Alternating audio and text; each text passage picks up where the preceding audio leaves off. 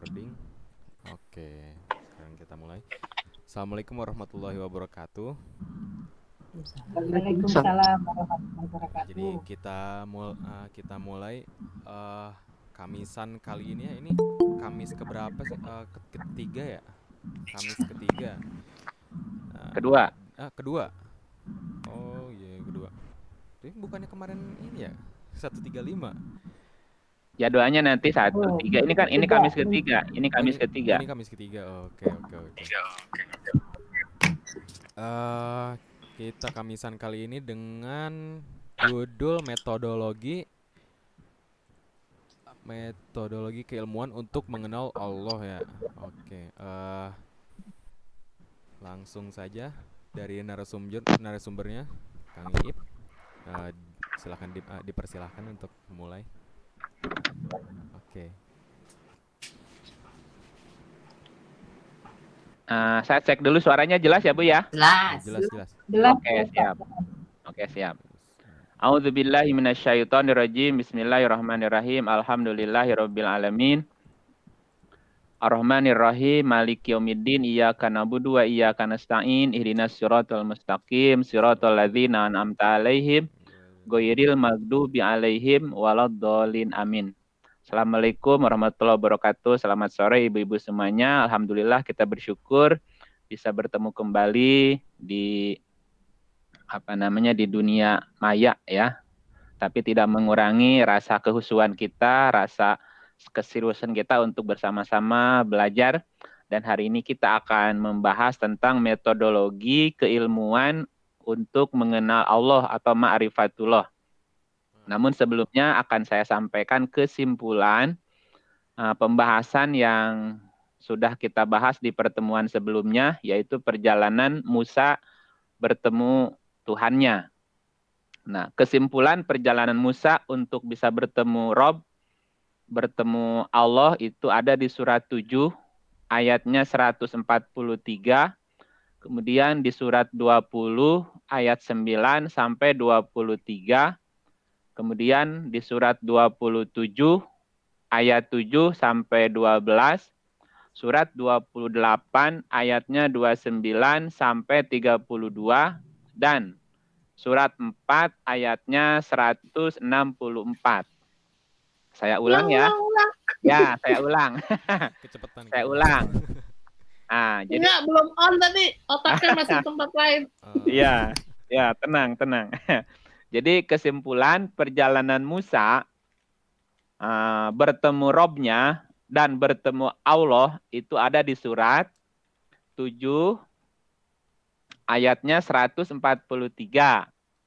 Kemudian surat 20 ayat 9 sampai 23.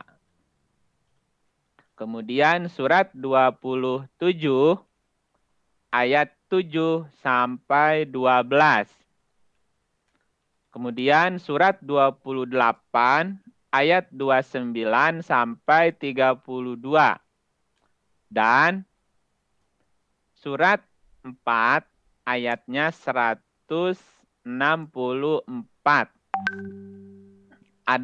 Ini adalah tuh maksudnya konklusinya ya. Ini konklusi dari semua ayat tadi. Yang pertama di surat 7 ayat 143 dijelaskan. Saya ulang. Di surat 7 ayat 143 dijelaskan. Yang pertama bahwa tidak mungkin bisa melihat Rob ketika di dunia. Tetapi Rob bisa nampak ketika di akhirat.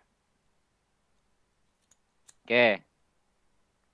Yang berikutnya masih di surat 7143, yang nampak hanya fenomena alamnya, bukan proses realnya, bukan proses robnya. Seperti contoh reaksi kimia ya. Yang ketiga, bahwa kecerdasan atau Musa itu disebut pingsan dalam arti tidak menyadari atau tiba-tiba sudah terjadi. Gitu ya. Nah, kemudian yang kedua, jadi di surat 4143, surat 7143 itu tiga penjelasan. Ya. Kemudian yang nomor 2, jika di dalam kecerdasan itu melihat atau muncul prinsip iman atau muncul wahyu atau api istilahnya ya. Saya ulang nomor 2-nya. Jika di dalam kecerdasan melihat atau muncul prinsip iman atau wahyu atau yang disimbolkan oleh api, maka dekati dan perdalam gitu. Mudah-mudahan dapat petunjuk.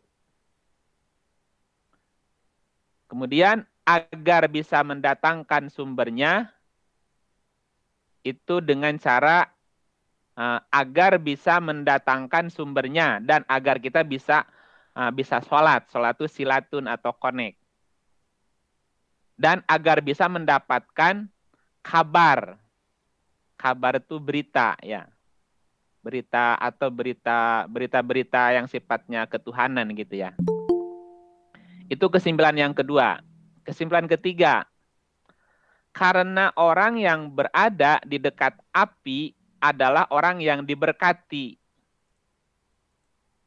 Ya, itu kesimpulan ketiga. Orang yang berada di dekat api itu prinsip iman atau wahyu, adalah orang yang diberkati. Kesimpulan yang keempat, kuatkan prinsip iman tersebut dengan ajam. Ajam, ya. Agar bisa menemukan sebuah sistem atau yang disebut sebagai rob untuk diwujudkan menjadi realitas atau Allah. Saya ulang kesimpulan 4.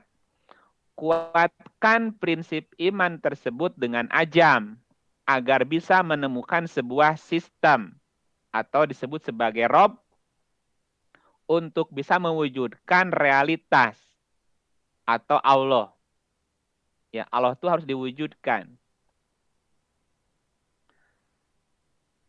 Kemudian kesimpulan yang kelima, ketika sudah menemukan itu, menemukan realitas, maka keadaan seperti itu disebut dengan lembah suci. Berarti engkau sedang berada di lembah suci tua. Gitu. Nah, ketika kita berada di lembah suci tua, maka tanggalkan 2 trompa. Nah, 2 trompa itu emosi dan kebodohan liar. Atau kurang sabar istilahnya ya. Yang keenam, itulah pintu gerbang seseorang untuk bisa mendapatkan wahyu, yaitu ketika berada di lembah suci tua. Oke. Yang ketujuh, itulah momen atau saat terpenting untuk bisa memunculkan keajaiban-keajaiban. Ya, aha, eureka itu ya. Itulah momen atau saat terpenting untuk bisa memunculkan keajaiban. Dalam teori psikologi ada aha, eureka itu ya, aha, gitu. Yang ke-8, jangan sampai ada keraguan sedikit pun ketika berada pada momen tersebut. Nggak boleh ada keraguan. Momen-momen tersebut ternyata adanya di dalam otak sebelah kanan atau musa atau kecerdasan, istilah lainnya ya. Tepatnya otak kanan bagian bawah yaitu sistem limbik atau disebut batang otak. Itulah yang disebut sebagai lembah suci tua yang diberkati. Yang ke-10, maka pertemuan, ya disebut sebagai liko, maka pertemuan atau liko antara kecerdasan atau otak kanan bagian bawah dengan api. Saya ulangi, yang ke-10-nya, maka pertemuan antara kecerdasan atau otak kanan bagian bawah dengan api. Api itu prinsip iman dan wahyu bisa terjadi. Ya. Yang ke-11-nya, jika sudah dipertemukan di otak sebelah kananmu bagian bawah, atau istilahnya sistem limbik dan batang otak dengan api, ya, maka bisa muncul sesuatu yang hidup dan bergerak cepat. Menghidupkan itu berarti muncul ide-ide yang cemerlang gitu ya. Saya ulang, jika sudah dipertemukan di otak sebelah kanan bagian bawah atau sistem limbik dan batang otak dengan api sebagai prinsip iman dan wahyu, maka akan muncul sesuatu yang hidup dan bisa bergerak cepat. Yang ke-12, pada suasana tersebut kita bisa melakukan secara bolak-balik. Karena di situ kezaliman ditukar kebaikan. Jadi bisa ditarik masuk, tarik keluar, bisa dimunculkan. Jadi kan sudah ada di dalam ya. Idenya bisa datang diundang gitu. Yang ke-13, bulatkan tekadmu dan peganglah erat-erat suasana tadi. Karena suasana tersebut bisa memunculkan keajaiban-keajaiban lain yang disebut sebagai mukjizat. Ya, mukjizat itu sesuatu yang bisa dilihat oleh panca indera yang sebelumnya nggak mungkin gitu.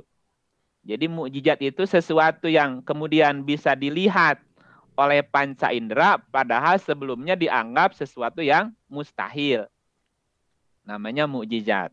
Nah, yang terakhir, maka sejak saat itulah kecerdasan diwakili Musa bisa berkomunikasi langsung dengan Allah setiap saat. Allah sebagai realitas atau kenyataan. Karena komunikasinya menggunakan kata takliman atau kalam. Kalam berarti kata benda yang tak terikat oleh dimensi waktu. Ya, itu kesimpulan pertemuan kita sebelumnya. Ada 14 kesimpulan. Ya. Nah, hari ini kita akan lanjut bagaimana metodologi secara keilmuan untuk mengenal Allah atau ma'rifat Allah. Yang pertama ingin kita sampaikan adalah kita akan mengenal golongan-golongan atau aliran-aliran dalam sejarah Islam tentang metodologi ilmu tauhid atau yang dikenal dalam akademis itu adalah ilmu kalam. Ya, ilmu kalam atau ilmu tauhid ya.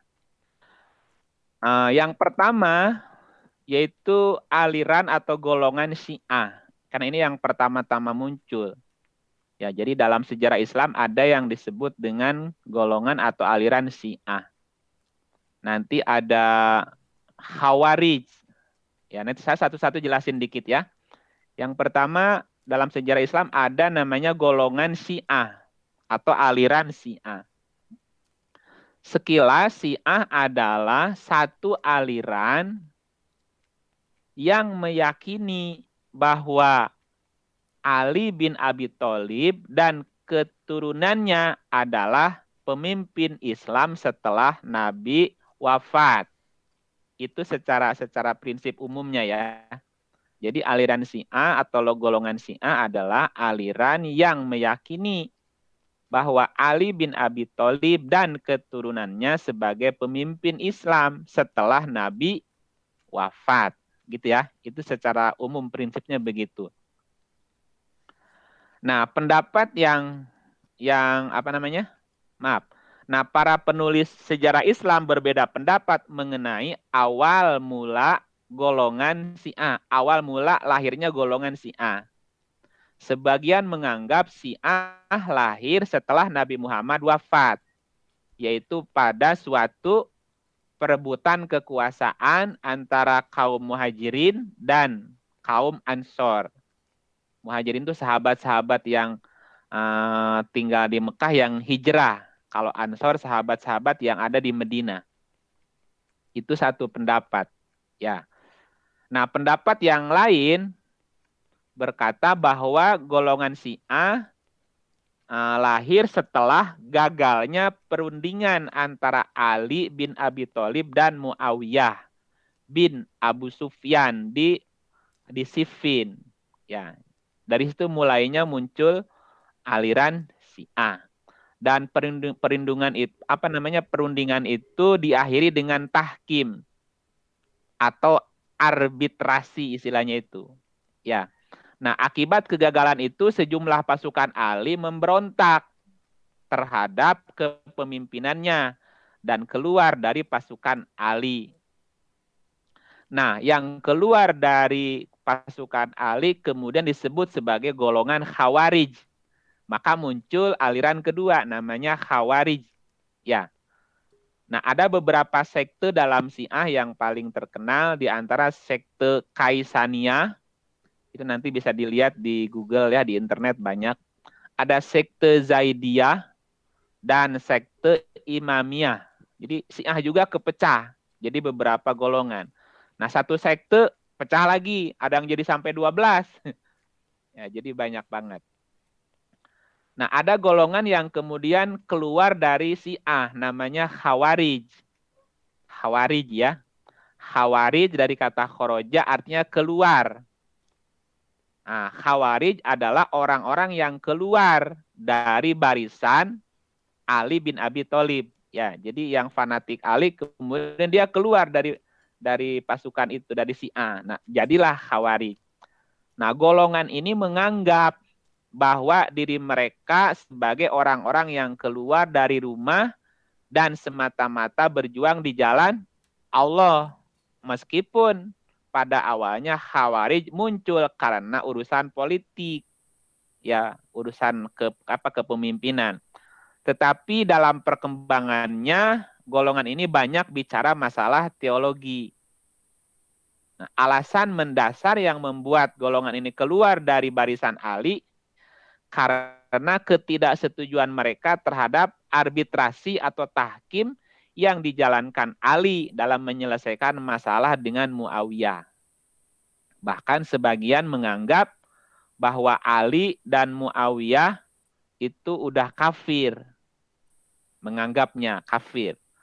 Karena tidak menjadikan hukum Allah sebagai sumber hukum gitu ya. Mirip dengan kelompok-kelompok yang akhir-akhir ini muncul yang mengkafirkan pemerintah yang sah. Dengan alasan pemerintah yang sah sekarang adalah togut karena tidak menjadikan hukum Tuhan sebagai sumber hukum. Nah, sama mirip dengan Khawarij sebetulnya. Walaupun undang-undang yang dibuat oleh bangsa kita juga diambil disadur dari kitab-kitab Tuhan gitu. Nah, kemudian aliran Khawarij pun kemudian menjadi pecah lagi. Menjadi beberapa sekte. Ya. Ada sekte namanya Muhakimah, ada sekte Az-Zarikoh, ada sekte An-Najat dan masih banyak lagi. Nah, kemudian muncul yang ketiga namanya aliran Murji'ah. Murji'ah namanya.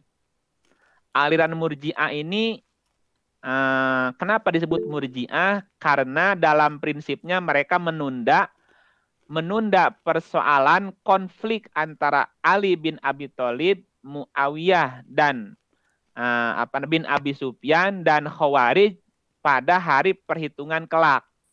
Jadi ginilah, udahlah nggak usah berantem, dikembalikan kepada Tuhan aja gitu bahasanya. Jadi aliran Murji'ah yang tidak mau mempersoalkan perselisihan, persengketaan antara Ali, Muawiyah dan Khawarij.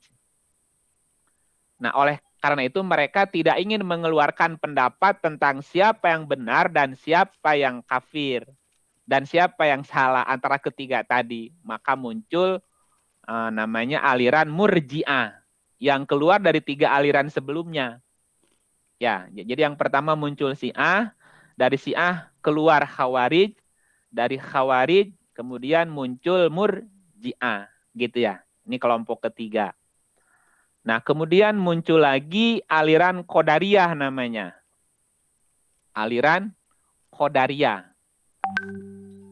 Nama Qadariyah itu dari kata kudroh, artinya kekuatan atau melaksanakan kehendaknya.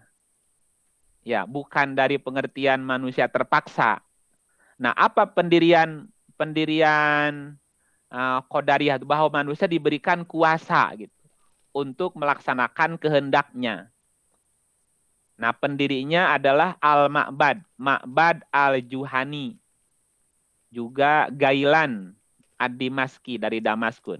Nah, aliran ini mempunyai keyakinan bahwa manusia berkuasa atas perbuatan-perbuatannya sendiri, baik maupun jahat. Gitu ya. Saya ulang ya. Jadi aliran Qadariyah ini aliran yang punya keyakinan bahwa manusia berkuasa atas perbuatannya sendiri, baik maupun jahat. Gitu ya. Berkuasa Istilah di situ lainnya maksudnya apa, Bi? ya, Berkuasa atas itunya, atas perilakunya itu maksudnya apa ya? berkuasa itu bebas.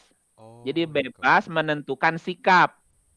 Ya, mau berbuat jahat, mau berbuat baik, semuanya adalah kehendaknya sendiri. Jadi manusia diberikan kebebasan memilih. Mau baik, mau jahat, semuanya udah diserahkan kepada si manusia gitu. Bahasa kasarnya, Allah sudah nggak mau ikut campur. Semuanya ditentukan oleh manusia itu sendiri. Yang membuat maju ya manusia, yang membuat mundur ya manusia gitu. Namanya ini aliran Qadariyah. Orang paham aliran yang berkeyakinan bahwa manusia diberikan kuasa, kebebasan memilih, melaksanakan kehendaknya gitu. Oke, kemudian yang berikutnya muncul aliran Jabariyah. Ya, Jabariyah ini sebaliknya Qadariyah. Jadi bukan sebaliknya, kontra Qadariyah. Kalau Qadariyah adalah kelompok yang punya keyakinan manusia diberikan kuasa, kebebasan memilih, menentukan perilaku perbuatannya. Jabariyah adalah sebaliknya. Jabariyah dari kata jabar, artinya memaksa. Nah, maksudnya apa? Jabariyah berarti menghilangkan perbuatan dari hamba secara hakikat dan menyandarkan kepada Allah. Gitu. Bahasanya gini, manusia itu tidak punya kehendak, tidak punya daya, tidak berkuasa, tidak punya pilihan. Semuanya sudah dipaksa, ditetapkan oleh Tuhan. Gitu ya. Bisa dipahami ya? Sebaliknya dari Qadariyah. Oke? Kalau Qadariyah itu beranggapan manusia diberikan kebebasan memilih. Baik buruk, ya manusia yang menentukan. Jabariyah sebaliknya, kita tidak punya kebebasan memilih. Kita dipaksa mengikuti kehendak Tuhan. Baik maupun buruk. Gitu ya. Berarti menurut paham Jabariyah, bahwa manusia itu lemah, tidak berdaya, serta terikat dengan kekuasaan dan kehendak mutlak Tuhan. Manusia tidak punya kehendak atau kemauan bebas. Gitu ya. Sebaliknya dari Qadariyah. Nah, kemudian muncul lagi aliran yang keenam, namanya Mu'tazilah. Jadi udah 6 aliran nih. Syiah, kemudian Khawarij, muncul Murji'ah, muncul Qadariyah, muncul Jabariyah. Muncul lagi aliran berikutnya namanya Mu'tazilah. Nah, aliran ini muncul sebagai reaksi atas pertentangan antara golongan Khawarij dan aliran Murji'ah mengenai persoalan orang-orang beriman yang berbuat dosa. Jadi Mu'tazilah muncul sebagai reaksi pertentangan antara aliran Khawarij yang tadi suka mengkafir-kafirkan orang gitu, dan aliran Murji'ah yang menunda keputusan nanti hari kiamat, terutama tentang orang mukmin yang berbuat dosa. Ya. Nah, menghadapi dua pendapat ini, Wasil bin Atha sebagai pelopornya, ketika ia menjadi murid Hasan al-Basri, seorang ulama terkenal di Basrah, mendahului gurunya dalam mengeluarkan pendapat. Ya. Nah, dia mengatakan bahwa orang yang beriman yang berbuat dosa besar menempati posisi antara iman dan kafir. Atau orang itu bukan mukmin, bukan kafir. Pendapatnya begitu. Aliran Mu'tazilah juga merupakan golongan yang membawa persoalan teologi yang lebih mendalam dan bersifat filosofis. Nah, dalam pembahasannya mereka banyak memakai akal sehingga mendapat nama kaum rasionalis Islam. Jadi Mu'tazilah itu juga golongan yang menggunakan atau yang mengedepankan rasionalis lah gitu. Mu'tazilah juga tidak mengakui sifat-sifat Tuhan sebagai suatu yang kodim. Ya, jadi Mu'tazilah itu Tuhan ya Tuhan, nggak ada sifat-sifatan gitu ya. Bahasanya begitu. Kemudian muncul setelah itu ada lagi muncul Ahlus Sunnah. Nah, ini kita sering dengar Ahlus Sunnah ya. Ahlus Sunnah juga disebut sebagai Sunni. Nah, sekarang Ahlus Sunnah disebut sebagai Sunni. Jadi pertentangannya sebetulnya bukan Syiah dan Sunni yang dulu terjadi.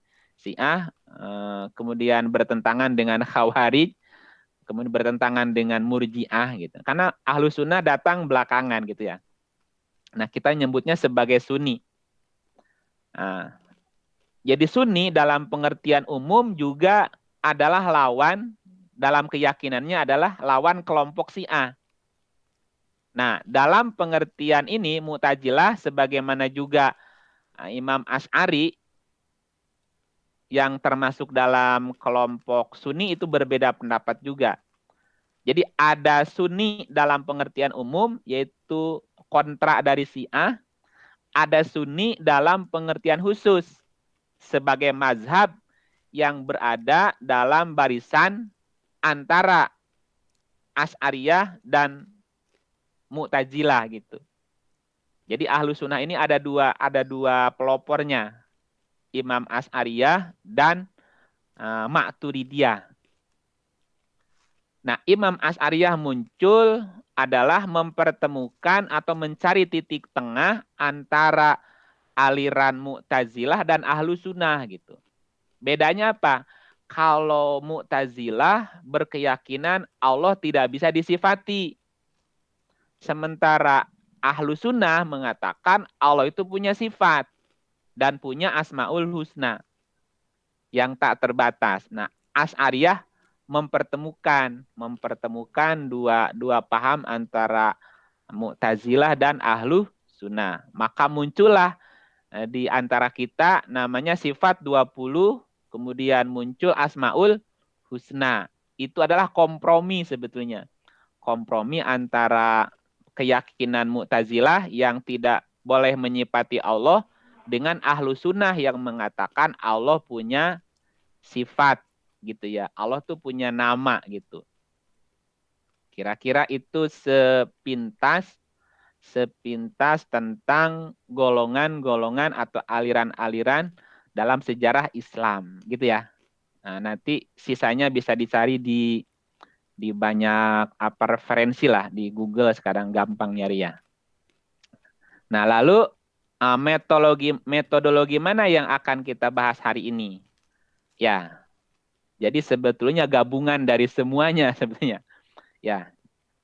Nah, gini, prinsip tauhid mengenai pemahaman tentang Allah itu menjadi sangat penting. Ya. Dalam hal keyakinan atau tauhid atau keimanan. Mengingat faktor utama dalam beragama adalah Tuhan itu sendiri atau mengenal Allah itu sendiri. Dalam kaidahnya dikatakan begini, awaludini ma'rifatullah. Ya, awaludini ma'rifatullah. Yang pertama dan utama dalam beragama adalah mengenal Tuhan atau mengenal Allah gitu. Dikatakannya seperti itu. Nah, bagaimana metodologi kita dalam memahami atau mengenal Allah? Prinsipnya kita boleh menggunakan metode apa saja untuk mengenal Allah atau belajar prinsip tauhid. Nah, jadi metode apapun silakan. Yang terpenting adalah menggunakan Al-Quran sebagai rujukan. Ya, karena Quran sebagai korektor dan Quran sebagai klarifikasi dan konfirmasi dari semuanya. Saya ulang ya. Jadi pada prinsipnya kita boleh menggunakan metode apa saja untuk mengenal Allah atau belajar prinsip-prinsip tauhid. Yang terpenting adalah menggunakan Quran sebagai rujukannya. Kenapa? Karena Quran itu sebagai korektor dan sebagai alat klarifikasi dan konfirmasi. Ya, itu di surat 5 ayatnya 48 ya. Surat 5 48 mengatakan bahwa Quran berfungsi sebagai korektor, klarifikasi dan konfirmasi. Ya. Jadi selama tidak bertentangan dengan Quran, metode apapun, cara apapun dipersilakan. Ya, selama tidak bertentangan dengan Quran. Itu dasarnya ada di surah 4 ayatnya 82. Ya, dan menggunakan Quran sebagai dasar argumennya. Dasar argumennya Quran. Ada di surat 6 149. Begitu ya. Kemudian karena Al-Quran itu memberikan ruang bebas untuk kita membuat sebuah metodologi. Saya ulang. Quran memberikan ruang bebas untuk kita membuat sebuah metodologi. Ya, itu dijelaskan di surah 22 ayat 8. Di surat 22 ayat 8, surat Al-Hajj, ayat 8 dikatakan, wa minan nasi mayyujadilu fillahi bigoiri ilmin walahudan wala kitabin munir. Dan di antara manusia ada orang-orang yang membantah tentang Allah tanpa ilmu pengetahuan, tanpa petunjuk, dan tanpa kitab yang bercahaya. Jadi ada orang yang membantah tentang Allah tanpa ilmu pengetahuan, tanpa petunjuk, tanpa kitab yang bercahaya. Artinya adalah bahwa kita boleh membantah Allah dengan 3 hal, dengan 3 pendekatan. 1, dengan ilmu pengetahuan. 2, dengan hudan, petunjuk wahyu. Dan kitab munir. Kitab munir itu hasil riset atau jurnal ilmiah. Jadi kita boleh menggunakan 3 pendekatan tadi untuk mengenal Allah atau membantah Allah istilahnya. 1, yaitu ilmu pengetahuan, sains. Yang kedua, hudan, petunjuk Allah, wahyu. Dan kitab munir. Kitab munir, kitab bercahaya atau hasil riset atau jurnal ilmiah. Ya, gitu ya. Karena ada pernyataan-pernyataan tentang Allah di dalam Al-Quran di atas. Dan ada beberapa pernyataan yang sering kontradiktif gitu. Terlihat kontradiktif antara satu ayat dengan ayat lain, antara pernyataan satu dengan pernyataan lain. Maka di sini kita bisa mengikuti, menambah, dan membuat metodologi keilmuan. Yang penting semuanya menjawab pertanyaan tentang Tuhan itu sendiri. Misalnya gini, ada pertanyaan, Allah tuh bagaimana? Allah tuh bagaimana ya? Bagaimana berarti bicara substansi. Allah tuh berapa ya? Jadi bicaranya jumlah.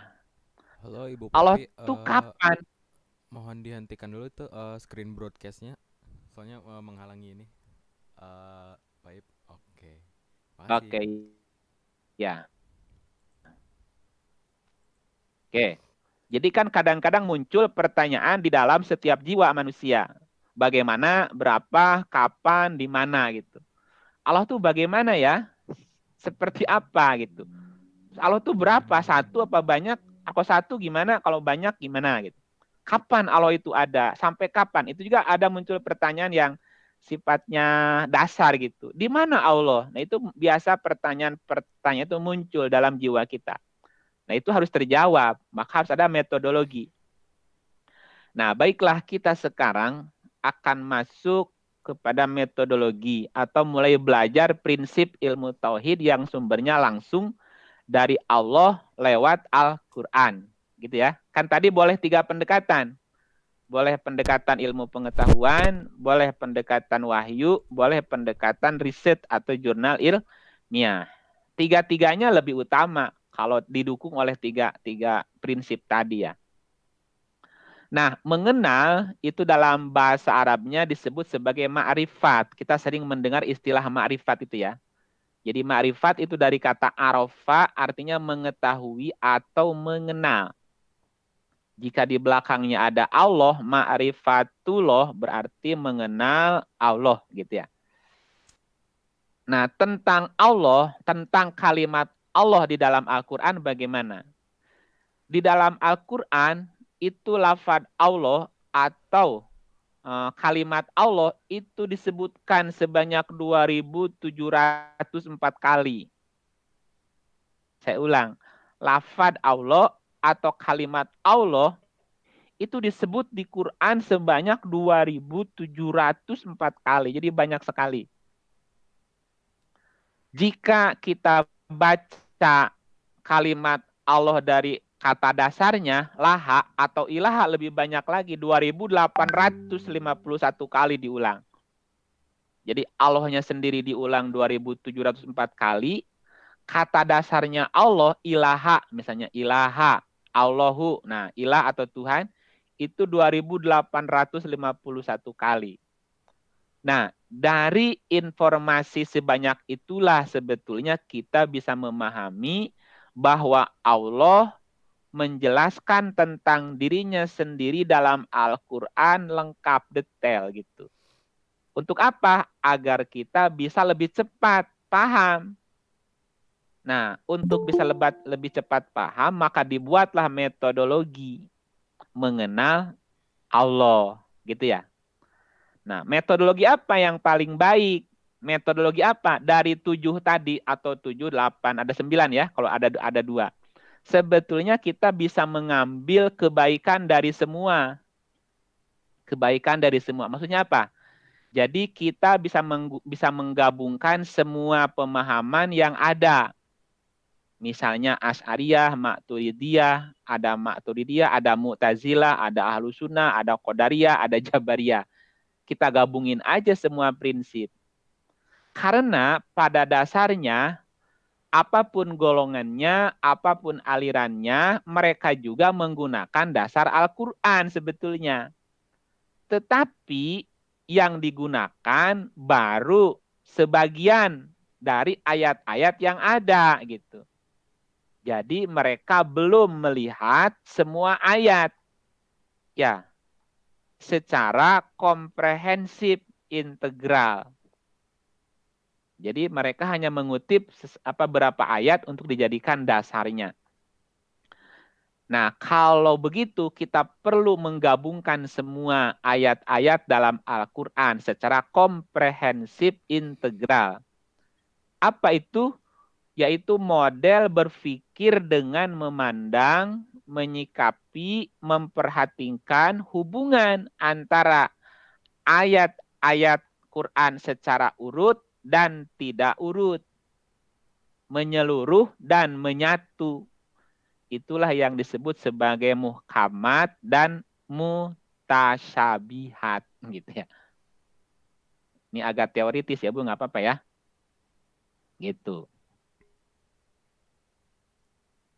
Saya kasih contoh kasus gini, misalnya gini kan, contoh kasus. Bagaimana kita harus berpikir komprehensif integral. Konsep tauhid menurut pandangan aliran Mu'tazilah adalah bahwa zat Allah tidak bisa disifati. Kata Mu'tazilah bahwa Allah tidak bisa disifati. Apa dasarnya? Pakai Quran juga, yaitu di surat 37 ayat 159 dan 180. Surat 37 ayat 159 dan 180 dikatakan Maha suci Allah dari apa yang mereka sifatkan. Maha suci Tuhanmu yang mempunyai keperkasaan dari apa yang mereka sifatkan. Nah, dari ayat ini aliran Mu'tazilah mengatakan bahwa Allah tidak bisa disifati. Dasarnya Quran. Sementara konsep tauhid menurut ahlu sunnah wal jamaah, ya, itu mengatakan bahwa Allah punya sifat. Dasarnya Quran juga, yaitu surat 59 ayatnya 23 dan 24. Ya, surat 59, 23, dan 24. Dikatakan di ayat itu bahwa Allah itu punya sifat-sifat. Misalnya, huwallahu la ilaha illa huwa, ar-Rahman, ar-Rahim, al-Malik, al-Qudus, as-Salam, al-Mu'min, al-Muhaimin, dan seterusnya. Bahwa Allah punya sifat gitu. Ini kan dua kelompok ini seperti bertentangan gitu. Ya, yang satu mengatakan Allah tidak bisa disifati. Yang satu mengatakan Allah punya sifat. Maka kita harus memadukan antara dua aliran tadi. Mengapa sifat pada Allah dijadikan dasar pertentangan keduanya? Ya, ini kan masalahnya di pertentangan dalam hal sifat Allah kan gitu ya.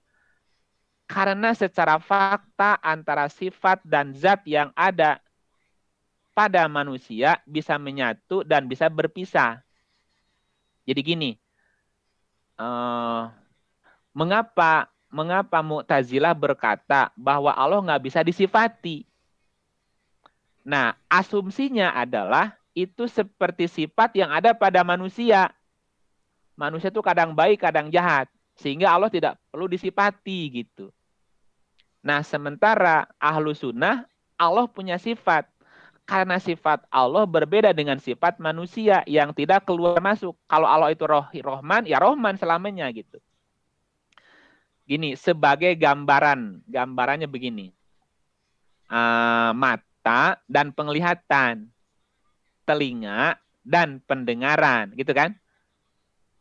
Barangnya sih telinga, biologisnya, fungsinya mendengar. Mata biologisnya, fungsinya melihat.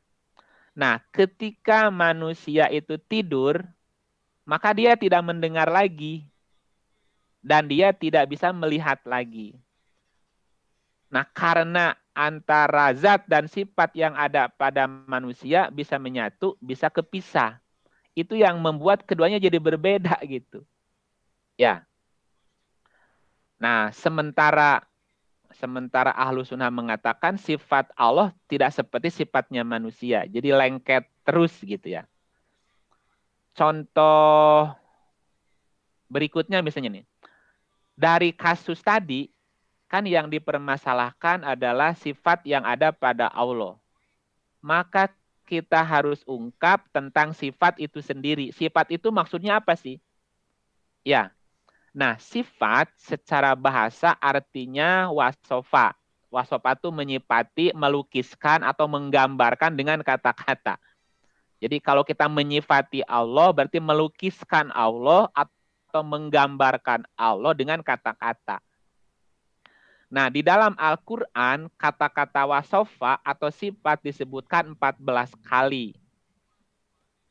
Nah, kata tersebut berhubungan dengan Tuhan itu di 7 ayat. Di 7 ayat. Dan ke-7 ayat itu kalau kita baca semua, ternyata itu mensifatkan tentang Tuhan yang sifatnya tidak pantas gitu. Jadi di 7 ayat Quran, di 14, 7 dari 14 ayat itu adalah orang-orang menyifati Allah dengan sifat-sifat yang tidak pantas.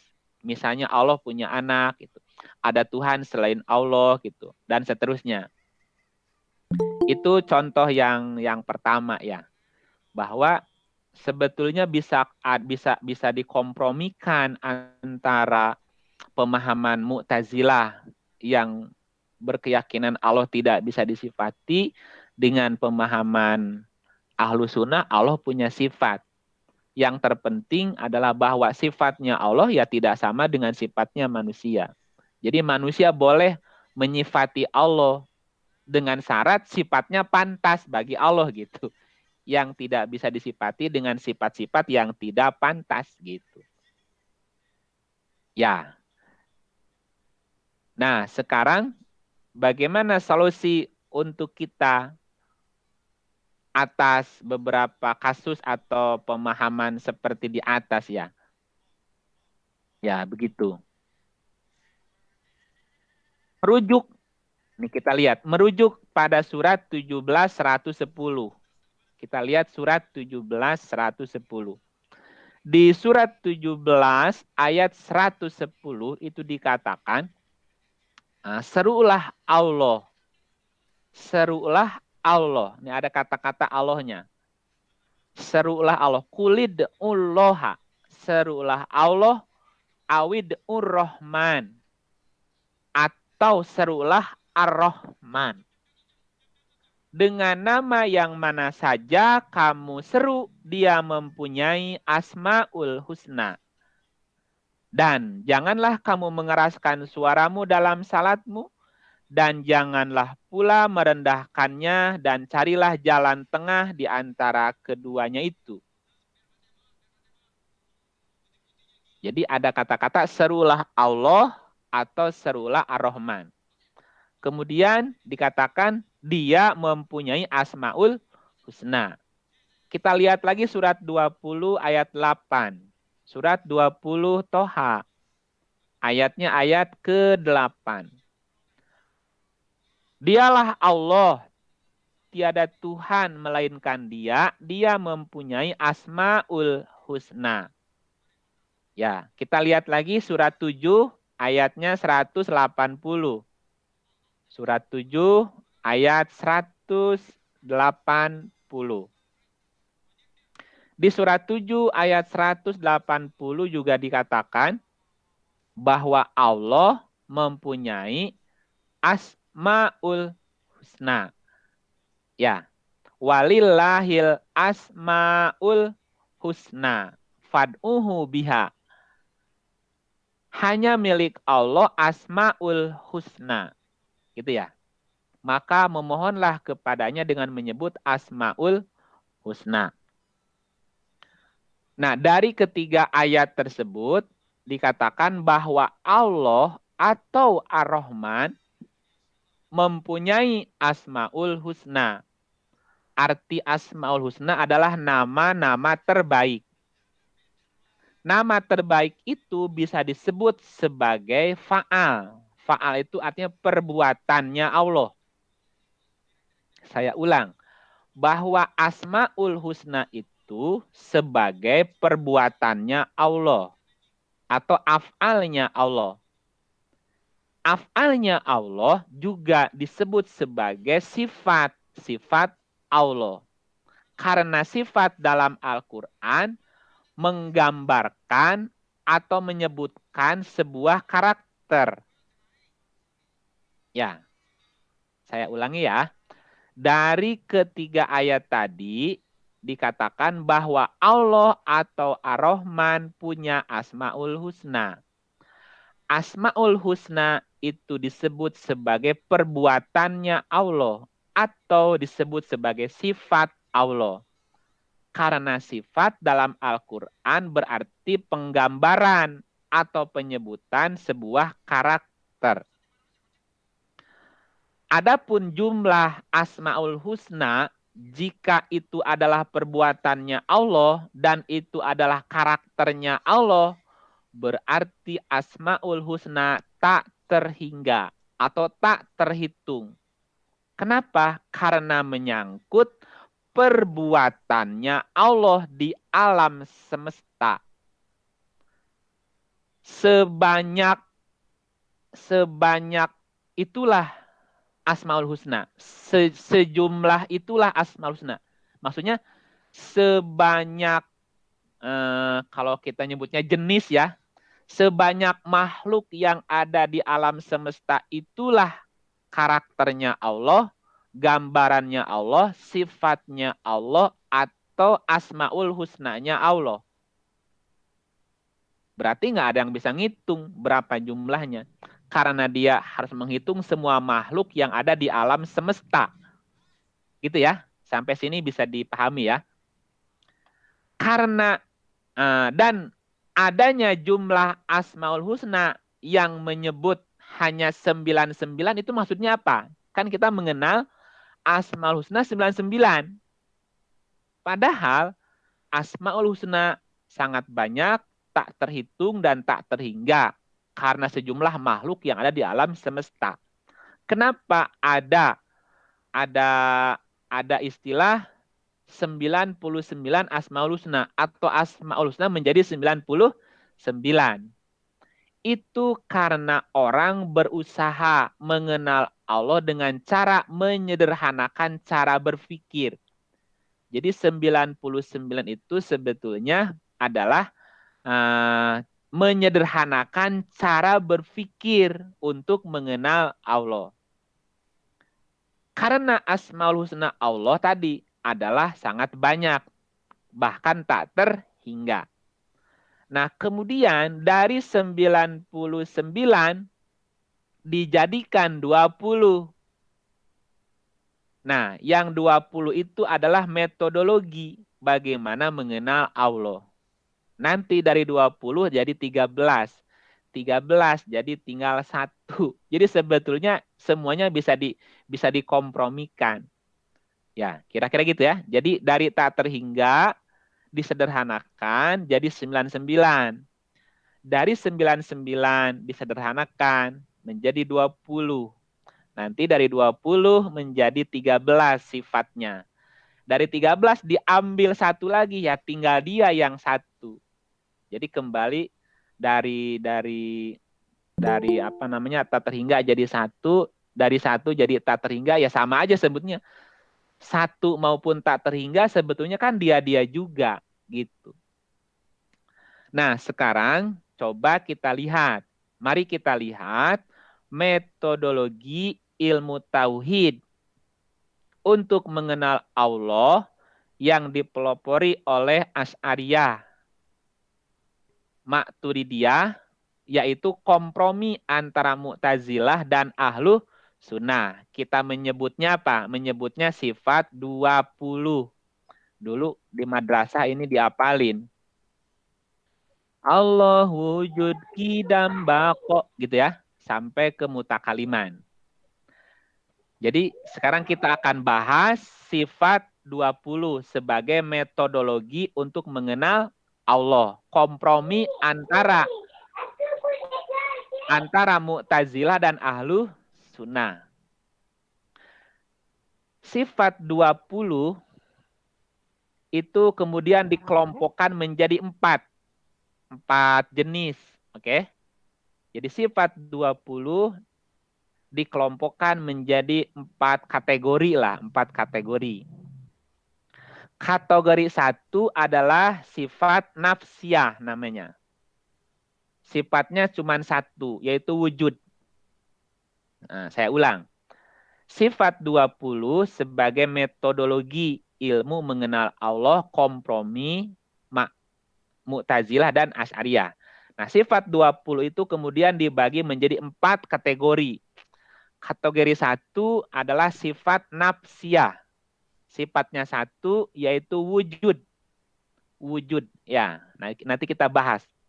Untuk wujud aja panjang nih. Yang kedua, sifat salbiyah. Sifat salbiyah.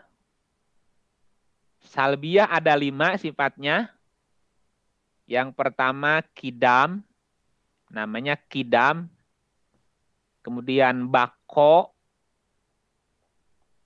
mukhalafatuhu lil hawadisi. Yang ketiga, 4, qiyamuhu binafsihi. Yang kelima, wahdaniyah. Nah, ini kategori kedua. Sifat salbiyah ada 5. Kidam, bako, mukhalafatuhu lil hawadisi, qiyamuhu binafsihi, dan wahdaniyah. Ada 5 ya. Kategori yang ketiga disebut sebagai sifat ma'ani. Ma'ani. Ya, ma'ani. Ada 7 sifatnya. Ada 7. Yaitu kudrot. Kudrot, 1. Irodat, 2. Ilmu, 3. Hayat, 4. Sama, 5. Basor, yang 6. Kalam, yang 7. Ya, nah yang terakhir, yang 4, sifat maknawiyah. Disebut sifat maknawiyah. Sifat maknawiyah sama dengan ma'ani ada 7. Hanya di depannya dipakai kaunuhu. Jadi kalau kudrot kuasa, kaunuhu qadiron, jadi maha kuasa gitu ya. Jadi yang 7 tadi ditambahin kaunuhu. Kaunuhu qadiron, maha kuasa. Kaunuhu muridan. Ya, ini yang 7 keempat ya. Yang pertama, kaunuhu qadiron. Kaunuhu muridan. Yang ketiga, kaunuhu aliman. Yang keempat, kaunuhu hayyan. Yang kelima, kaunuhu sami'an. Yang keenam, kaunuhu basiron. Dan ketujuh, kaunuhu mutakaliman. Ya, nanti yang ke-20 itu akan kita bahas 1 per 1. Ini baru nyebutin itemnya dulu. Ya. Jadi sifat 20 ini adalah sebuah metodologi ya untuk mengenal Allah, kompromi dari aliran-aliran yang ada di atas tadi. Nah, sifat 20 kemudian dibagi menjadi 4 kategori, nafsiyah, salbiyah, ma'ani, dan maknawiyah. Nafsiyah ada 1, wujud. Salbiyah ada 5, kidam, bako, mukhalafatuhu lil hawadisi, qiyamu binafsi, dan wahdaniyah. Ma'ani ada 7, kudrot, irodat, ilmu, hayat, sama, basor, dan kalam. Maknawiyah juga 7, penguatan dari 7 ma'ani tadi ya. Oke. Nah, sebelum kita bahas rinci sifat 20 tadi, ada namanya apa? Koridor. Ya, ada koridor yang harus kita pegang. Jadi sebelum kita bahas secara panjang dan lebar dan rinci tentang sifat 20, maka ada koridor yang harus kita pegang, ya, yang harus kita ketahui. Apa koridor itu? Yaitu pemahaman kita tentang Allah, Rob, dan Ilah. Saya ulangi, pemahaman tentang Allah, Rob, dan Ilah. Karena di Quran itu disebut tiga istilah tadi. Disebut Allah, kadang-kadang disebut Rob, kadang-kadang menyebutnya sebagai Ilah. Bagaimana pandangan kita terhadap Allah? Ini supaya tidak keliru ya. Bagaimana pandangan kita terhadap Allah? Ini ada 7. Ya. A, B, C, D, E, F. 6 ya. A, B, C, D, E, F. 6. Bagaimana pandangan kita terhadap Allah berdasarkan Quran? Terhadap Allah yang pertama, bahwa Allah tidak bisa dijangkau pandangan mata, baik dunia maupun akhirat.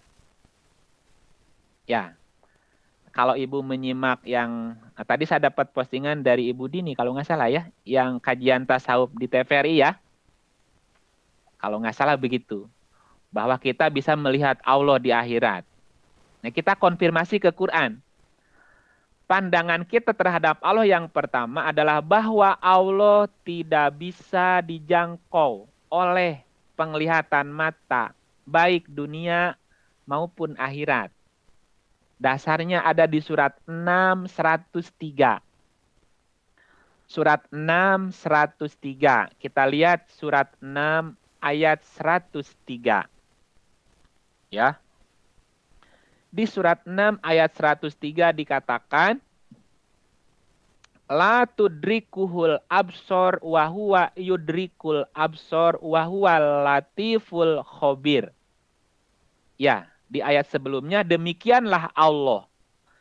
Demikianlah Allah. Di ayat 103-nya, dia tidak dapat dicapai oleh penglihatan mata. La tudrikuhul absor, sedang dia melihat segala penglihatan. Berarti berdasarkan ayat ini Allah tidak bisa dijangkau oleh penglihatan mata. Jadi kalau ada orang mengatakan kita bisa melihat Allah, berarti kontra sama ayat ini. Oke, yang kedua. Yang kedua pandangan kita terhadap Allah, bahwa kita bisa bertemu dengan Allah dalam bentuk liko. Liko itu interaksi. Saya ulang yang keduanya, bahwa manusia bisa bertemu Allah dalam bentuk interaksi atau liko bahasa Qur'annya. Ya, dasarnya ini banyak. Di surat 6 ayat 31, surat 10 ayat 45, surat 29 ayat 5, kemudian surat 2 ayat 249, surat 9 ayat 77, surat 33 ayat 44. Ini banyak ayatnya. Bahwa manusia bisa bertemu dengan Allah dalam bentuk interaksi atau liko namanya. Liko ya. Liko itu berinteraksi. Kita lihat ayatnya 1 dari 5 tadi. 1, 2, 3, 4. Dari 6 ayat ya. Surat 6 ayat 31 misalnya. Surat 6 ayatnya ke-31. Qad khosiral ladzina kadzabu biliko ilah.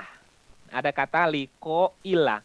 Sungguh telah rugilah orang-orang yang mendustakan liko dengan Allah.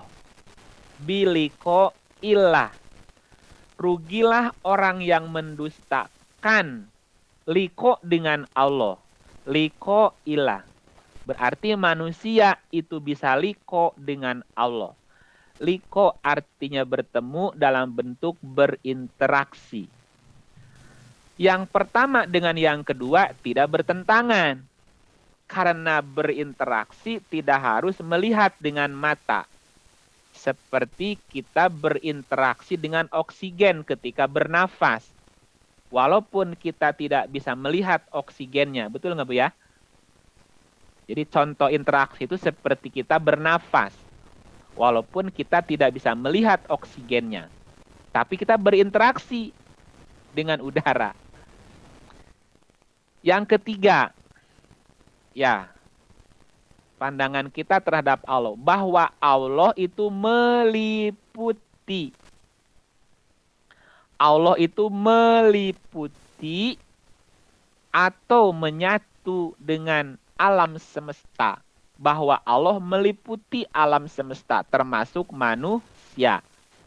Allah itu meliputi alam semesta.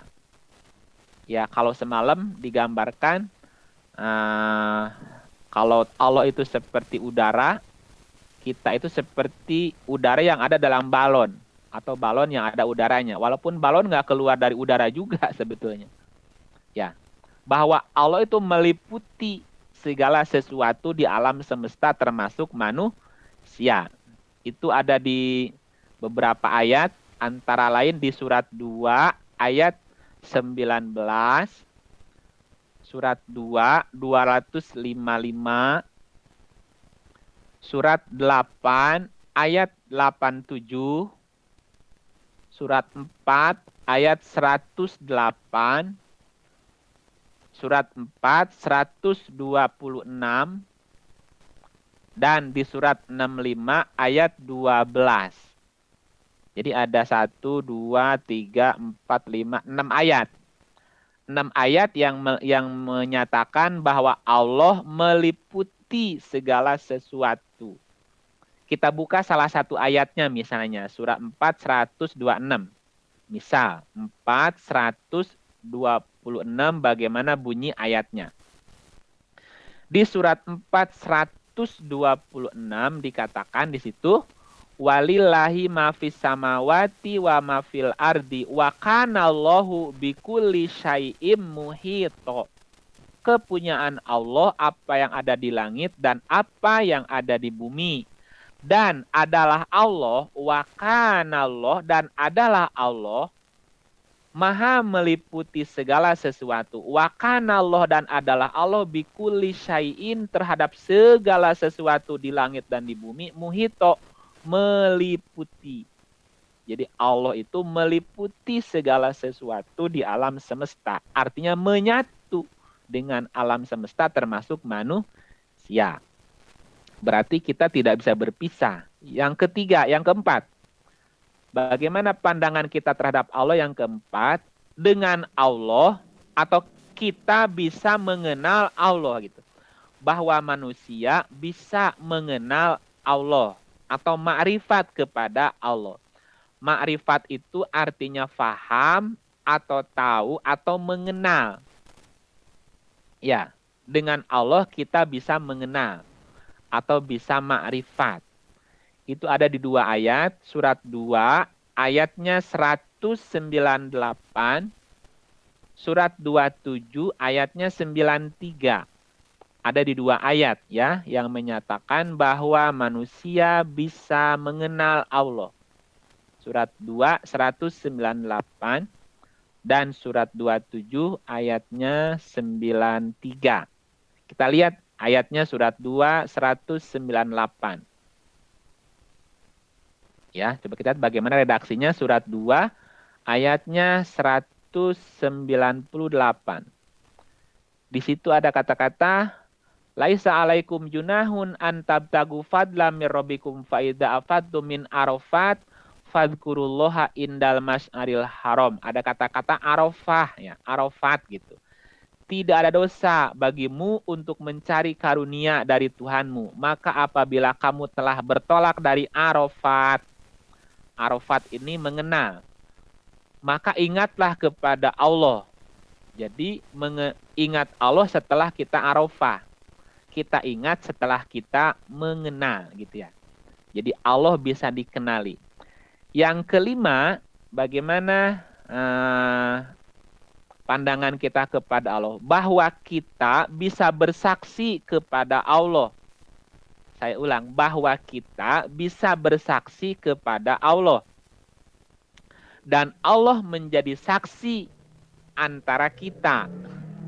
Saya ulangi, bahwa kita bisa bersaksi kepada Allah. Dan Allah menjadi saksi antara aku dan kamu. Bahasanya ginilah, rahasiaku, rahasiamu. Rahasiamu, rahasiaku. Tapi aku bukan kamu, kamu bukan aku. Bahwa Allah menjadi saksi. Dan kita bisa bersaksi kepada Allah. Ada di 2 ayat, surat 6 150 dan surat 6 ayatnya 19. Surat 6 190 dan 6 ayatnya 19. Kita lihat surat 6 150 ya. Surat 6 ayat 150. Kita lihat ayatnya dulu sebentar. Di surat 6 ayat 150. Kul halumma syuhada akum minal ladzina yashhaduna annallaha harrama hadza. Katakan bahwa bawalah kemari saksi-saksi kamu yang dapat mempersaksikan bahwa Allah telah mengharamkan makanan yang kamu haramkan ini. Jadi dikatakan di situ, bawalah kemari saksi-saksi kamu yang dapat mempersaksikan bahwasannya Allah telah mengharamkan ini. Ya. Kita lihat lagi di ayat yang sama tadi, ayatnya 19. Surat 6, ayatnya 19. Di surat 6, surat yang sama, ayat 19 dikatakan, Kul ayu syai'in akbaru syahadatan, kulillah syahidun baini wa bainakum. Katakan siapa yang lebih kuat persaksiannya. Katakanlah Allah. Dia menjadi saksi antara aku dan kamu. Ya, dia Allah menjadi saksi antara kamu, aku dan kamu. Berarti kita bersaksi kepada Allah dan Allah menjadi saksi antara aku dan kamu. Bahasa lainnya gini, kalau kita berdua, yang ketiganya Allah. Kalau kita berlima, yang keenamnya Allah. Berapapun jumlah kita, maka selain itu adalah Allah. Jadi Allah menjadi saksi, karena Allah meliputi. Yang terakhir, yang keenam, bahwa kita bisa berinteraksi dengan Allah untuk disempurnakan lewat tidur atau mati. Kita bisa berinteraksi dengan Allah lewat tidur dan mati untuk disempurnakan jiwa kita. Jadi gini, jiwa kita itu disempurnakan dengan jalan berinteraksi dengan Allah lewat tidur atau mati. Ya, ada di surat 39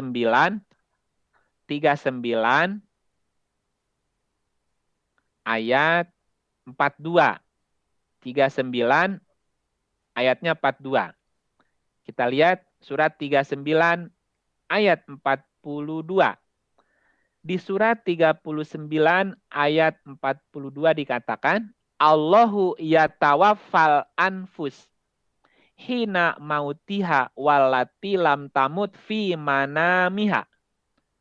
Allahu Allah yatawaffa menyempurnakan al-anfusi jiwa-jiwa hina mautiha. Ya, ketika maut dan sebelum maut ketika tidur.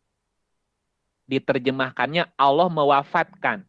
Wafa itu artinya sempurna. Ya tawafa menyempurnakan. Diwafatkan berarti disempurnakan. Jadi kalau belum sempurna, kita akan mengalami wafat berkali-kali sampai sempurna. Gitu ya. Itu pandangan kita terhadap Allah. Ada 6 poin. Ya. Poin 1, bahwa Allah tidak bisa dijangkau oleh pandangan mata. Yang kedua, bahwa manusia bisa bertemu dengan Allah dalam bentuk liko atau interaksi. Yang ketiga, bahwa Allah meliputi seluruh alam semesta. Yang keempat, bahwa Allah bisa dikenali. Yang kelima, bahwa kita bisa bersaksi kepada Allah dan Allah pun menjadi saksi. Yang keenam, bahwa kita bisa berinteraksi dengan Allah lewat tidur dan mati untuk disempurnakan jiwa kita. Nah, terhadap Rob bagaimana? Terhadap Rob itu kecuali yang satu. Kan tadi terhadap Allah ada 6. Ya, nah dari 6 itu kecuali yang pertama. Jadi ada 5. Jadi dari nomor 2 tuh bisa sama. Semuanya sama kepada Rob. Jadi pandangan kita terhadap Rob bahwa kita bisa melihat Rob ketika di akhirat. Ya, kalau Allah kan nggak bisa dilihat. Tapi kalau Rob bisa dilihat. Jadi nanti di akhirat kita bisa memandang, bisa melihat Rob. Itu yang pertama. Saya ulang, pandangan kita terhadap Rob yang pertama, bahwa kita bisa melihat Rob di akhirat. Sementara Allah kan nggak bisa dilihat pandangan mata. Itu ada di surat 75 ayat 23. Bahwa kita bisa melihat Rob di akhirat. Yang kedua dan seterusnya sama dengan Allah. Bahwa kita bisa bertemu dengan Rob dalam bentuk liko. Yang berikutnya, yang ketiga, bahwa Rob juga meliputi segala sesuatu. Sama dengan yang tadi. Yang keempatnya, bahwa kita pun bisa mengenal Rob. Dan terakhir, kita bisa bersaksi kepada Rob. Ya, jadi bedanya Allah dengan Rob hanya satu, yang poin pertama. Allah nggak bisa dijangkau pandangan mata. Ya, sisanya sama, bahwa kita bisa melihat Rob. Nah, gitu. Itu bedanya aja. Pandangan kita terhadap ilah hanya satu saja. Kita hanya diperintahkan mengatakan bersaksi. Kita hanya mengatakan dan bersaksi saja. Jadi Allah itu dikatakan ilah. Saya ulangi ya. Ilaha itu kita diperintahkan untuk mengatakan dan hanya bersaksi saja. Ada di dua surat, 47 ayat 19 dan surat 6 ayatnya 19. 47 ayat 19. Kita lihat surah 47 ayatnya 19. Dikatakan di situ surah 47 surat Muhammad ya. Surat 47 surat Muhammad ayatnya 19. Fa'lam annahu la ilaha illallah. Maka ketahuilah.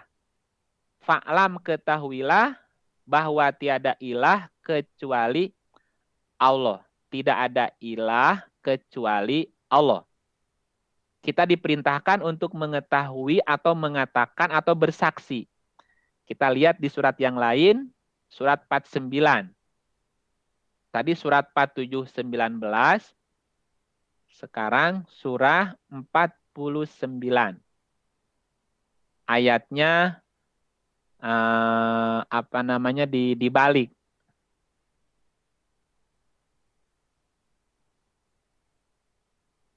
Di situ ada kata-kata,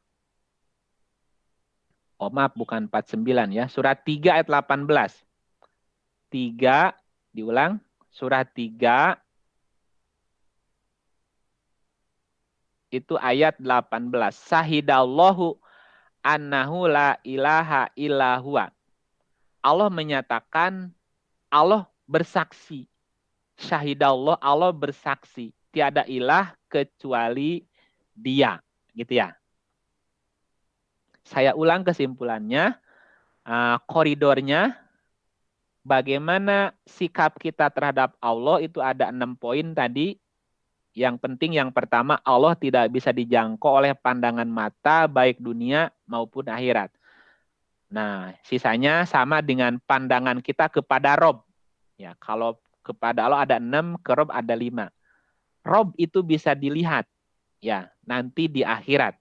Sementara terhadap ilah kita diperintahkan untuk mengatakan, mengetahui, dan bersaksi saja. Gitu ya. Sampai di sini kayaknya udah cukup banyak. Ya, nanti kita baru akan bahas tentang sifat 20 di Kamis ke-5 ya. Nanti di Kamis ke-5 kita akan bahas detail, rinci tentang sifat yang 20 tadi. Sampai di sini ada tanggapan, ada respon, ada pertanyaan? Dipersilakan, Irfan boleh dibuka kalau ada yang mau bertanya. Atau di mute sendiri? Silakan Ibu. Ada komentar? Ada pertanyaan? Boleh? Nggak ngebul kan? Nggak ngebul? Halo?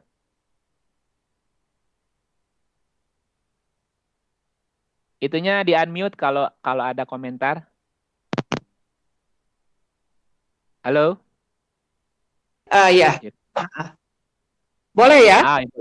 Boleh Bu, boleh. Saya merasa kesulitannya itu di dalam yang bahasa Arabnya. Jadi istilah-istilah yang bahasa Arabnya itu kalau nulis mungkin tidak terbiasa kupingnya ya. Jadi Iya. Belum familiar aja ya, Iya. Ya, itu saja kesulitannya. Tapi paham apa yang dijelaskan. Ya, nanti kan akan dijelaskan satu persatu dengan artinya sampai detailnya. Iya. Kalau hanya itu nanti akan ketemu ya, Bu ya? Ya, makasih. Oke, siap. Yang lain? Oke, Bu, Ibu, siapa lagi yang mau nanya nih?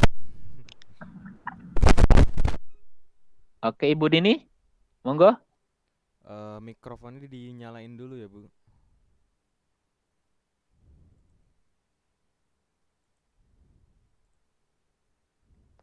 Ya, mikrofonnya di unmute dulu kalau mau bertanya ya. Ibu Dini, nah tadi udah.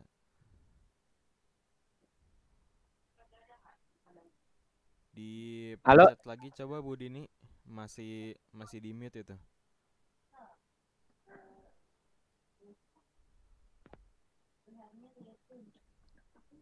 Nah, coba tes. Nggak bisa ya? Nah, udah. Ya tadi. Mati lagi. Mati lagi, Bu. Nah. Oke. Nggak bisa. Nah. Udah bisa, Bu, udah. Ya, dimatiin lagi. Monggo.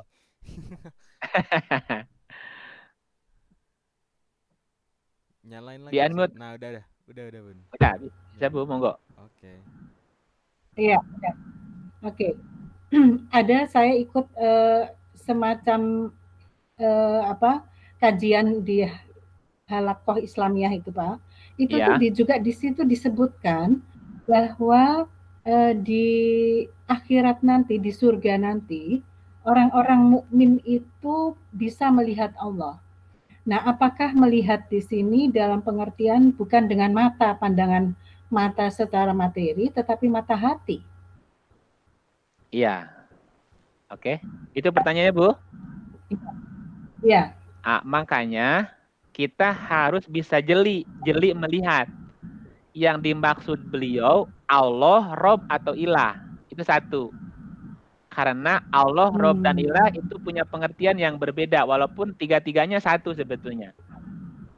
Jadi kalau merujuk ke surat 6, 103, ya, coba kita lihat ulang surat 6, 103 ya. Coba kita perhatikan lagi ayatnya. Surat 6, ayat 103. Bisa dicek di Qur'annya masing-masing sambil saya bacain di situ ya.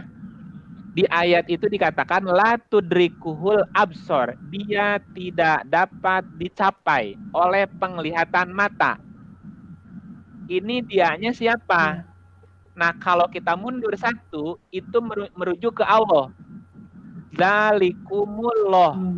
Demikianlah itu Allah. Demikian itulah Allah. Nih, ada kata Allahnya ya. Nah, di ayat 103-nya tadi dikatakan dia tidak dapat dicapai oleh penglihatan mata. Berarti manusia tidak dapat melihat Allah, atau pandangan mata tidak bisa melihat Allah, atau Allah tidak bisa dilihat, dijangkau oleh pandangan mata, baik dunia maupun akhirat. Nah, terus kalau yang bisa dilihat apa? Itu Rob, bukan Allah, tapi Rob. Nah, dasarnya tadi di surat 75 ayat 23. Coba kita perhatikan 75 ayatnya 23. Nah, disitulah kita harus jelinya, Bu. Surat 75 ayatnya 23. Kita lihat 75 23 ya. ila robbiha nadhiroh. Kepada Tuhannya mereka melihat. Kalimatnya bukan ilallah, tapi ila robbiha. Ila rob ya. Ila robbiha. Terhadap robnya. Mereka dapat melihat. Jadi manusia bisa melihat robnya nanti di akhirat. Tapi tidak bisa melihat Allah. Karena ayat yang tadi nggak boleh bertentangan. Jadi ayat ini dengan ayat tadi tidak bertentangan. Karena yang tidak bisa dijangkau oleh pandangan mata itu Allah. Yang bisa dijangkau, dilihat adalah Robnya gitu, Bu. Bisa dipahami ya? Iya. Jadi berkatanya jangan salah nih. Tapi ketiganya itu, ya. Iya. Antara Allah, Rob sama ilah itu jadi apa ya Pak ya? Maksud saya kan Allah itu Esa ya, Maha Esa. Nah, Rob itu bedanya dengan Allah kan Rob bisa dilihat, tapi Allah tidak bisa dilihat. Ya, tidak bisa dijangkau. Jadi sebenarnya apa bedanya? Jadi saya masih belum bisa membayangkan bedanya Allah, Rob sama ilah. Itu tuh jadi apa ya? Ya, contoh tadi. Karena contoh kalau tadi di situ tuh kan contoh gampangnya kan tadi saya kasih contoh dikit. Oksigen atau udara itu kan kenyataan. Kita tidak bisa menghindari realitas kenyataan bahwa kita ada di tengah-tengah udara. Gitu ya, Bu ya? Iya. Tetapi kita tidak bisa menjangkau udara itu. Penglihatan kita tidak bisa menjangkaunya. Udara itu seperti apa wujudnya? Nggak kelihatan. Tetapi kita bisa berinteraksi dengan udara. Nah, tadi kan urutannya Allah tidak bisa dijangkau, tapi kita bisa berinteraksi gitu. Bahasanya gitu, Bu. Nah, sementara Rob itu bisa terjangkau, bisa dilihat. Rob itu kan bicara hukum. Kalau Allah bicaranya realitas, kenyataan. Rob itu bicara hukum.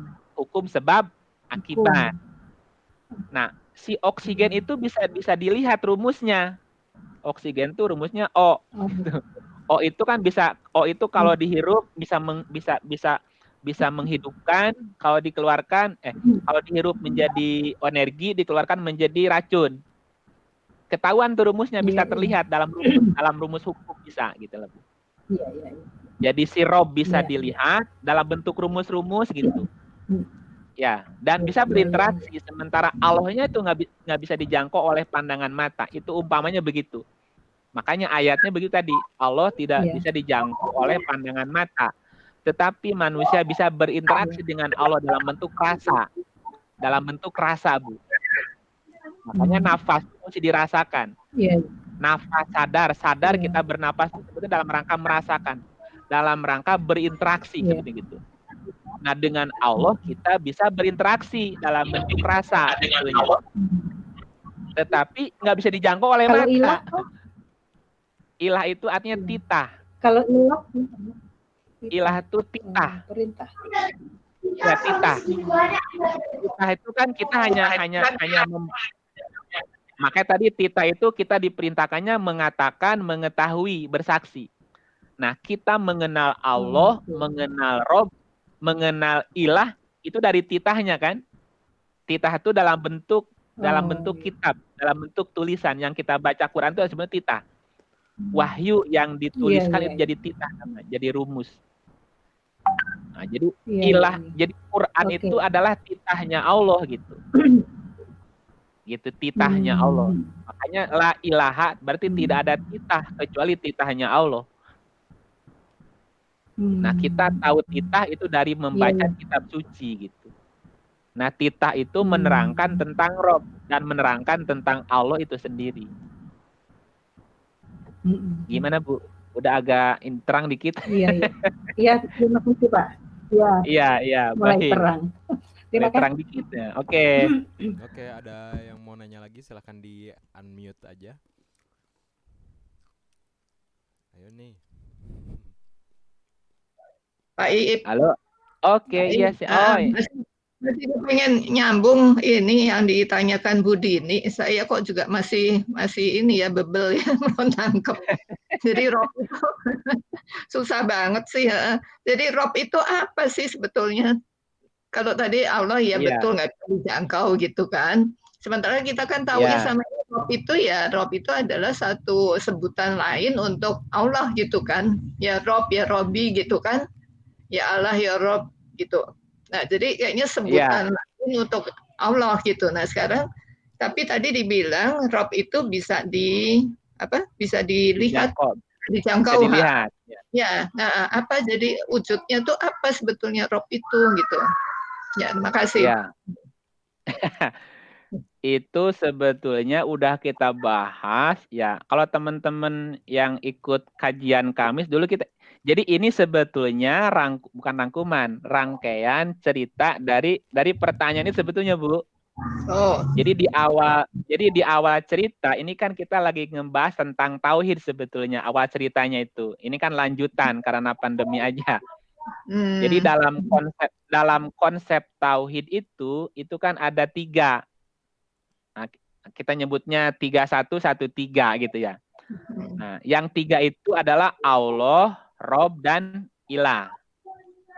Ya, nah kita itu harus mengenal Allah, harus mengenal Rob, dan mengenal Ilah gitu namanya, Bu. Makanya dalam metodologi keilmuannya dibagi 3 ilmu tauhid itu. Ya, asma Allah atau sifat Allah, uluhiyah dan rububiyah. Jadi kita harus mengenal asma atau tauhid asma, tauhid uluhiyah dan rububiyah gitu itu. 3 tauhid itulah yang nanti dijelaskan. Halo? Halo Bu, suaranya jelas Bu? Iya. Iya Pak. Oke. Jadi dalam keilmuan teologi Islam itu dikenal 3 sifat tadi. Jadi untuk mengenal Allah atau dalam mempelajari ilmu tauhid kita harus mengenal tiga pendekatan tadi. Apa yang pertama itu tauhid asma, itu menjelaskan tentang Allah sendiri. Tauhid rububiyah itu menjelaskan tentang Rob, dan uluhiyah yang menjelaskan tentang ilah. Ya, kalau secara sederhana begini. Allah itu bicara realitas, sederhananya gitu, disederhanakan. Kalau Rob bicaranya hukum sebab akibat. Kalau titah itu bicara titah. Suaranya nggak ada. Ya. Kok putus-putus ya? Ulangi, cek, halo. Ya, dengar. Nah, sekarang gimana, Bu? Sekarang dengar. Halo, dengar ya? Dengar. Oke, nah gitu. Jadi, apa bedanya Allah, Rob, dan Ilah? Allah itu berbicara tentang realitas atau kenyataan. Ya. Kalau Rob itu bicaranya hukum alam atau hukum sebab akibat atau sunatullah. Tapi kalau ilah itu bicara titah. Titah, firman, kalam, wahyu sama. Makanya ilmu tauhid disebut sebagai ilmu kalam. Nah, itu kira-kira gitu Bu, apa namanya simpelnya. Nah, apakah antara kenyataan dengan Rob dan ilah bisa dipisahkan? Satu kesatuan ya. Nah, satu kesatuan, yang satu yang tidak bisa dipisah.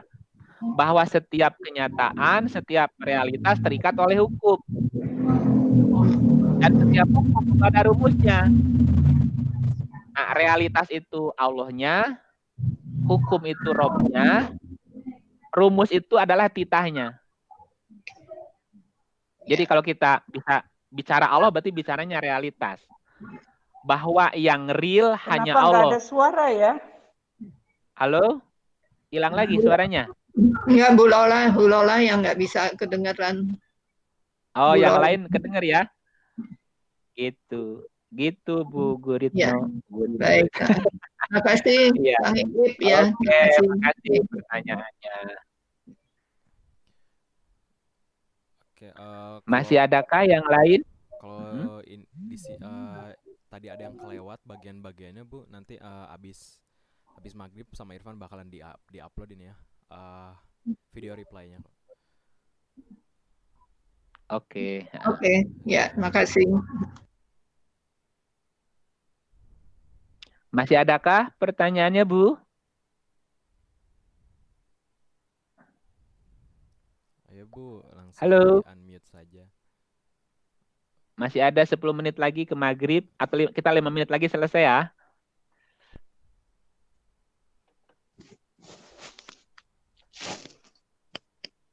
Halo.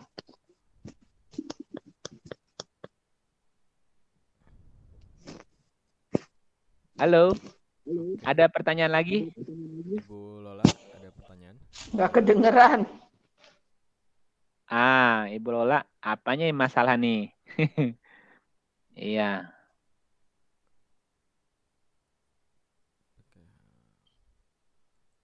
Sudah, kalau tidak ada pertanyaan, kita cukup sampai di sini dulu.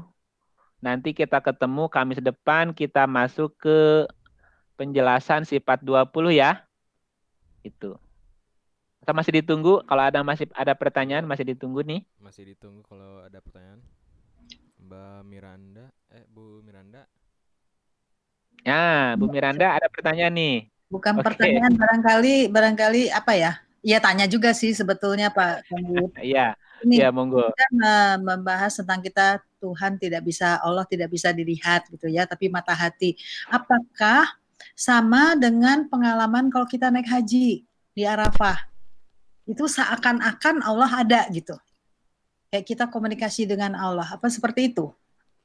Ya, itu cocok dengan penjelasannya bahwa Allah tidak bisa dijangkau oleh penglihatan mata. Ya. Tetapi kita bisa berinteraksi. Betul. Kita bisa bertemu dengan Allah dalam wujud interaksi. Ya. Dan interaksi itu kan apa yang ini kan rasa namanya, Bu. Yang bekerja kan rasa. Betul. Kita kok serasa deket ya, karena itu rasa. Jadi betul bahwa kita bisa berinteraksi dengan Allah dalam bentuk rasa tadi. Walaupun Allah tidak bisa dijangkau oleh mata. Jadi ada rasa dekat, ada rasa seperti kita dipeluk gitu ya. Kita seperti gitu.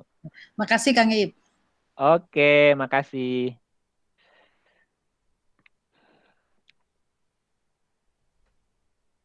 Ibu Nova.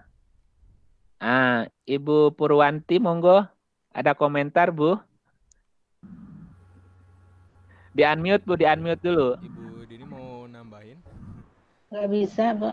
Enggak, Bu Lola kayaknya mungkin tadi katanya Ya. Oke, monggo. Halo. Ya, halo, kedengar, Bu. Ya. Saya Bu Lia. Ya. Mungkin usul saja, mungkin nanti kalau mau dibuat risalah tadi, Pak Irfan, itu dimulai dulu dengan Allah, Rob, dan Ilah itu tadi. Mungkin semacam pengertian atau definisi. Ya. Itu saja. Mungkin bukan pertanyaan tapi saran saja. Supaya kita ingat kembali gitu. Memang tahun lalu tuh Pak Iip sudah pernah sih di Kamisan itu membahas itu, cuma kita kalau tidak diingatkan lagi suka keliru-keliru. Iya. Terima kasih Pak Iip. Ya, itu saya ada saya udah buat PowerPoint-nya itu ada 60 halaman, Bu. Gimana ngerangkumnya ya? 60 slide gitu, Bu. Dari pertama kita ketemu dulu bicara Allah dan Ilah sampai barusan tuh. Nah, kalau yang kita bicarakan belum saya buat PowerPoint-nya, Iya, kalau saya lihat catatan kembali itu tahun lalu, Iya, udah hampir setahun lalu. Nanti saya coba 19. Ya, mungkin mudah-mudahan bisa dibikin dalam bentuk PDF ya nanti ya, yang PowerPoint itu nanti bisa dibaca dari awal sampai terakhir itu barusan. Oh ya, mungkin jadi itu bolak-balik kita memperjelas itu, karena kalau enggak diulang-ulang lagi, apa sih Pak Iip, Rob Iya, itu apa sih? pada itu udah dibahas di awal sebetulnya. Iya, Iya, memang makanya saya Allah, Rob, lihat-lihat dan tadi. Iya, betul. Iya, sudah kok Pak Iip sebetulnya. Cuma kita suka Iya. kalau membahas itu terus kacau gitu. kan Apalagi suka lansia lupa, yang hobi. ya. Iya, bukan suka lupa, hobi lupa gitu. Faktor Saya U. aja kalau nggak Faktor nyatet U. lupa, Bro. Iya, makanya Faktor dicatat U, supaya Pak. nggak. Iya, nggak apa-apa lah, biasa begitu. Faktor Baik, U ya Pak. nanti Iya. akan coba saya Mbak buat Budi. nanti jadi PDF ya, PowerPoint-nya ya, nanti dibagikan di grup Dengan insya Allah senang ya. hati kan Dari Iip. tadi nggak kedengeran suaranya loh. Makasih. Wah, Apanya? Ya, yang lain dengar nggak suara saya, Irfan Bu? nggak ada suaranya Dengar, nih. dengar dari tadi. Dengar. Dari tadi dengar kok keras. Oh, berarti yang di Ibu Jelas, Lola yang ya. bermasalahnya berarti ya. dari Sinyal. Oke. Sinyalnya Mungkin sinyalnya, Bu, atau sinyalnya. aplikasi ada yang kepincit apa gitu. Ya. Baik, ibu-ibu semua, sementara itu saja yang kita bicarakan hari ini, yaitu tadi bicara tentang sejarah aliran-aliran dalam teologi Islam ya, dan sedikit tadi koridor atau pandangan kita terhadap Allah, Rob, dan Ilah supaya tidak keliru ya. Gitu ya. Ada sedikit perbedaan itu aja. Mudah-mudahan ada hikmah dan manfaatnya. Nanti insya Allah dibuatkan PDF-nya dari pertemuan awal sekali dulu bicara Allah, Rob, dan Ilah sampai yang terakhir tadi ya. Itu saja dari saya. Sekian, mohon maaf lahir batin dunia akhirat. Nah, mudah-mudahan kita nanti bisa dipertemukan lagi ya di Kamis ke-5 ya. Kamis ke-5 jadwalnya kalau nggak salah ya. Baik, terima Jadi kasih. sebelum ini kan tanggal 2 ya, Din? Din, Iya, sebelum ini tanggal 2 ya?